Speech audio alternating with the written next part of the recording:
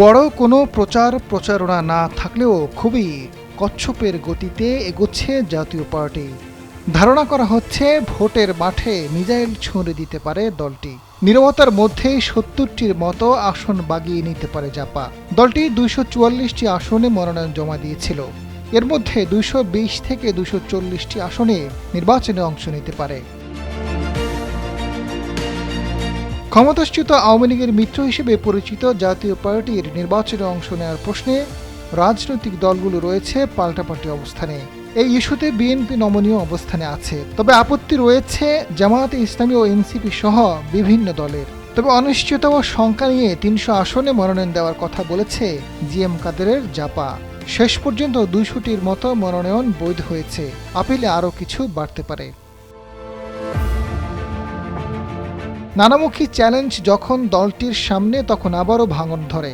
নির্বাচনের আগে আনিসুল ইসলাম মাহমুদের নেতৃত্বে হেভিওয়েট নেতাদের নিয়ে গড়ে ওঠে নতুন জাতীয় পার্টি। এর বাইরে জিএম কাদের নিয়ন্ত্রণ করছেন জাতীয় পার্টির আরেকটি অংশ। লাঙল প্রতীক কাদেরের হাতেই রয়েছে।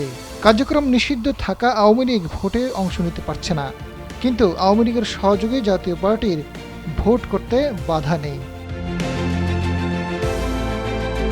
রাজনৈতিক মহলে আলোচনা চলছে ফ্যাসিবাদের সমর্থন হিসেবে জাতীয় পার্টিকে নিষিদ্ধ করার দাবির পক্ষে যেসব দল, তাদের লক্ষ্য দলটির ভোট নিজেদের ভাগে আনা। অন্যদিকে নির্বাচনে অংশ নেওয়ার সুযোগ নিয়ে জাতীয় পার্টির এখন লক্ষ্য আওয়ামী লীগের ভোট নিজেদের পক্ষে আনা। আওয়ামী লীগের নেতাকর্মীদের বড় একটা অংশ জাপাকে ভোট দিতে পারে।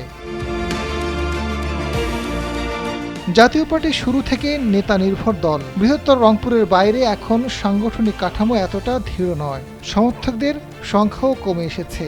রংপুর, লালমনিরহাট, কুড়িগ্রাম, গাইবান্ধা, নীলফামারী সহ উত্তর অঞ্চলের জেলাগুলোতে এরশাদের জাতীয় পার্টির প্রতি সাধারণ মানুষের এখনও কিছুটা সহানুভূতি আছে, যদিও সারা দেশে কোনো প্রভাব ফেলতে পারবে না।